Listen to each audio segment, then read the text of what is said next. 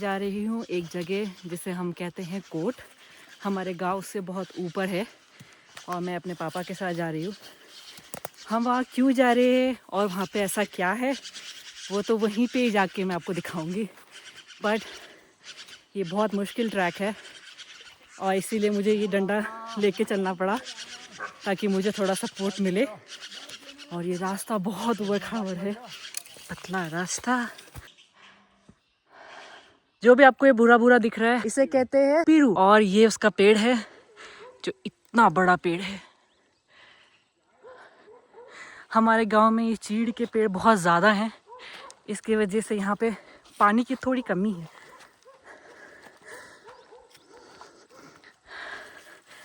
अब मैं काफ़ी नीचे से ऊपर आ चुकी हूँ और अभी और ऊपर जाना है।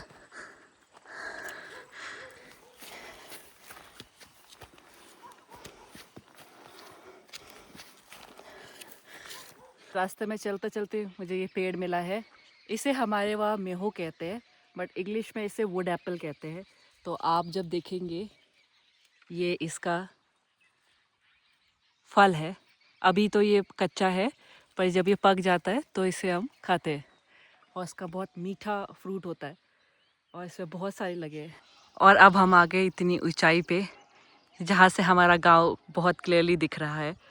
वहाँ पे आप देख सकते हैं, वहाँ पे आप देख सकते हैं हमारा देवी का मंदिर है और उसके बगल में ही हमारा स्कूल है जहाँ से बच्चे अभी निकल के आ रहे हैं। और ये पूरा पहाड़ का व्यू है, आप देख सकते हैं। यहाँ पे बहुत सारे गांव हैं। एक गांव वहाँ है वल्ला, एक सामने गनोली गन्नौली वाला गांव, और वो है नारसिंह। बहुत सारे गांव हैं यहाँ से और इतनी हाइट पे हम आ चुके हैं। यहाँ से व्यू बहुत ही अच्छा है।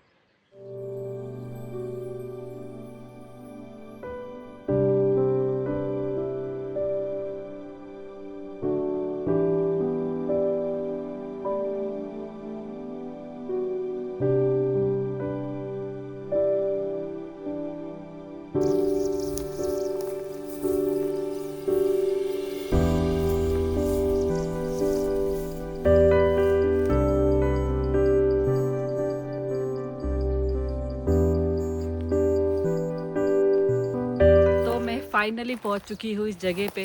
इसे कहते हैं कोट। ऐसा माना जाता है कि जब महाभारत के टाइम पे यहाँ पे भीम जी आके रहे थे। ये बहुत ही ऊंचाई पे है, आप देख सकते हैं, और बहुत ठंडी ठंडी हवा चल रही है। यहाँ पे आपको दिखेंगे बहुत सारे यहाँ पे पत्थर है, बड़े बड़े पत्थर। तो ये भी माना जाता है कि ये पत्थर भीम जी ने रखे थे और कुछ पत्थरों पे उनके हाथ के और पैर के निशान भी हैं। तो वो हम अभी खोजेंगे कि कहाँ पे है।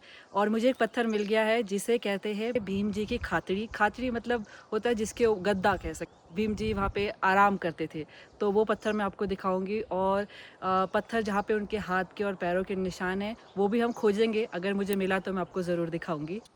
ये आपको पत्थर दिख रहा होगा और इस पे जो ये डिफरेंट कलर का निशान है इसे कहते थे भीम जी की खातड़ी।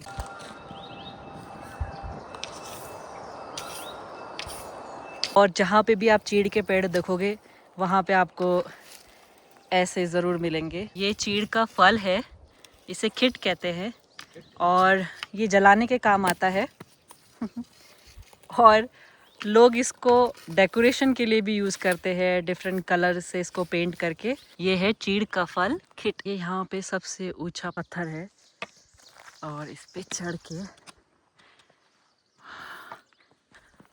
ओह पापा रैबिट, ओह वो देखो।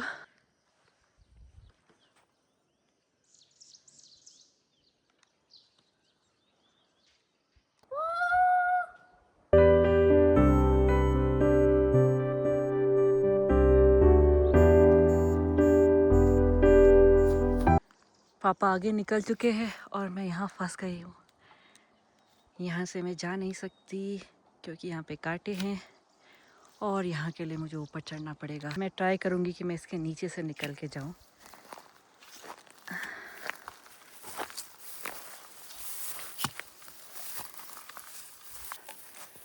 ओके, फाइनली मैं निकल गई। बट ये घास यहाँ पे बहुत ज़्यादा है और ऐसे घास में सांप का होना कोई बड़ी बात नहीं है।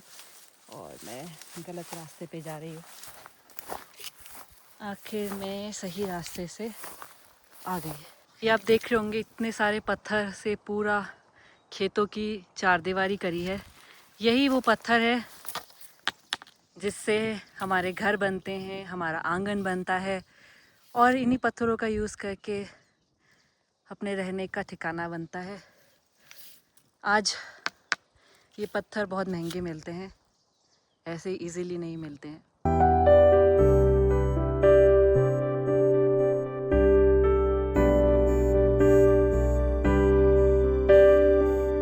यहाँ पे कुछ खेत यहाँ के गांव वालों के हैं और कुछ एरिया यहाँ के फॉरेस्ट डिपार्टमेंट का है। तो उन्होंने ये बोर्ड लगाया हुआ है जिस पे उन्होंने लिखा है कि इस जो गांव का नाम है या जो इस क्षेत्र का नाम है वो है मल्ली पिठोली। और यहाँ पे इतने सारे जो ये पेड़ के आप नाम देख रहे हैं ना, ये उन्होंने काउंट करके इन पेड़ों के नाम लिखे हैं। जैसे कि जो बाज का पेड़ होता है, उन्होंने लिखा है कि ये 2100 पेड़ यहाँ पे हैं आज के डेट में। देवदार के पेड़ 600, आंवला के 700, मेहल 1000 पेड़, पदम कुछ कुछ मिट गया है यहाँ पे। यहाँ पे जंगल में इतना सारा घास के वजह से रास्ता नहीं था, तो पापा ने ये तोड़ तोड़ के रास्ता बनाया है ताकि हम यहाँ से जा सके।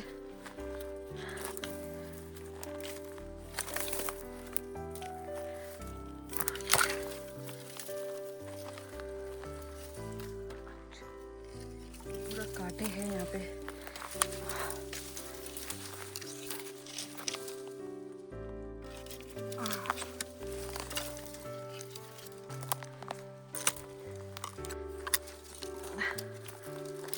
जैसा मैंने आपको बताया कि ये कोट इस जगह इसलिए इतना फेमस है क्योंकि यहाँ पे भीम जी महाभारत के टाइम पे भीम जी आके यहाँ पे रह के गए थे।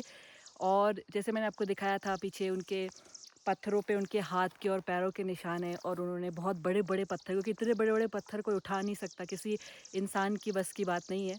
वो भगवान ही थे जिन्होंने इतने बड़े बड़े पत्थर उठा के रखे हैं। और जहाँ पे वो रहे थे वहाँ पे उन्होंने पत्थरों को उठा के रखा था, अपने सोने का बनाया था। तो यहाँ पर ही एरिया में इसी जगह पे थोड़ा आगे जाके 7 ओखली है। ओखली मतलब होता है कि जहाँ पे जब हम ओखल होता है ना, जिस पे हम लोग अपना मसाले वगैरह कूटते हैं या कुछ चीज़ों को कूटना होता है तो ओखल होते हैं। तो यहाँ पे वो 7 ओखली हैं। वही मेरे पापा तब से ढूंढ रहे थे क्योंकि बहुत जंगल का एरिया हो चुका है यहाँ पे और यहाँ पे बहुत कम लोग आते हैं। तो पेड़ पत्तों के बीच में वो छुप गया था, तो वहीं से रास्ता बना के पापा ने उसे ढूंढ लिया है। अब मैं आपको दिखाती हूँ वो 7 ओखल। यहाँ से हमें नीचे जाना पड़ेगा।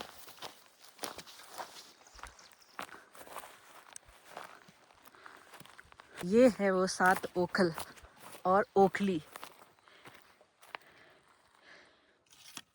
1 2 3 4 5 6 7। किसी ने ये बनाया नहीं है, ये पहले से ही, बहुत पहले से ये यहीं पर ही है।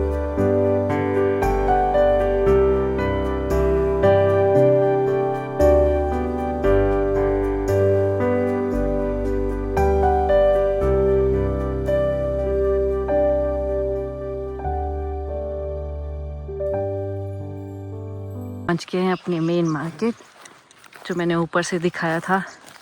वो हमारा मंदिर, वो बच्चों का स्कूल और पीछे आपने देखा था अस्पताल। और यहाँ पे बहुत सारी दुकानें हैं।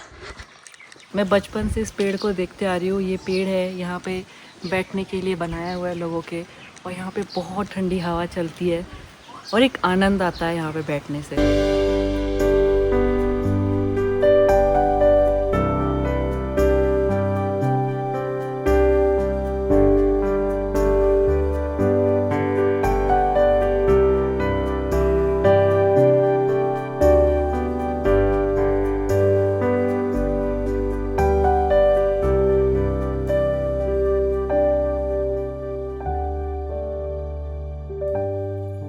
ये पहाड़ों की ज़मीन, मिट्टी बहुत उपजाऊ है। अगर कोई यहाँ पे खेती बाड़ी करे तो बहुत कुछ उसे मिल सकता है। जैसे ये नाशपाती आपने देखा और बहुत सारे पेड़ देखे।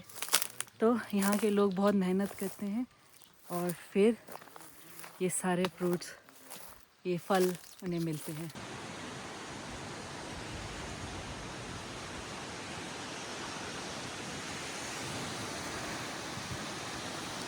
बहुत तेज़ से बारिश शुरू हो गई है और मौसम और ठंडा हो जाएगा अब।